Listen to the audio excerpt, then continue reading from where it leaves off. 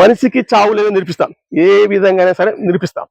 ఎందుకంటే జనాలకు నిద్ర తెలవాలి, జనాలకి నిజం తెలిస్తే నాకు మనిషి అత ఉంటుంది, లేకపోతే మనిషి అత ఉండదు. ఎట్లా నిజం తెలవాలంటే ఇప్పుడు కులాలు ఎట్ట బెటర్, కులాలు రకరకాల కులాలు బెటరు. అయితే మంగళూనికి మంగళ కులం అని, కౌసలోనికి కౌసల కులం అని ఇట్లా పేరు పెట్టరు. ఇట్లా కాదు వేరు వేరు పూలు పెట్టరు, 100 పేర్లు 100 రకాల పెట్టరు. అది 100 పేర్లు పెట్టరుగా, ఆ 100 పేర్లు తీసేద్దాం. 100 పేర్లు తీసేస్తే 100 మనుషులు అయిపోయారు. ఆ లెక్క ప్రకారమే ఇప్పుడు మన లోపల 5 మనుషులు ఉన్నారు. 5 మంది ఎట్ట ఉన్నారు, 5 మనుషులు పేరు పెట్టరు. 5 మనుషుల పేరు ఎట్ట పెట్టరు, ఆత్మవే ఆత్మని, అంతరాత్మ అంతరాత్మ అని, మనసు మనసు అని, హృదయం హృదయం అని, మనిషి మనిషి 5 పేర్లు పెట్టరు.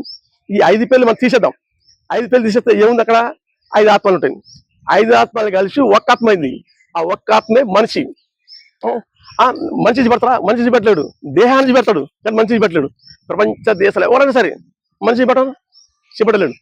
ఎందుకంటే చూపెట్టలేడు, ఎందుకంటే ఆత్మజ్ఞానం ఉండాలి. ఆత్మజ్ఞానం ఉంటేనే చూడగలుగుతాడు, ఆత్మజ్ఞానం చూడలేడు.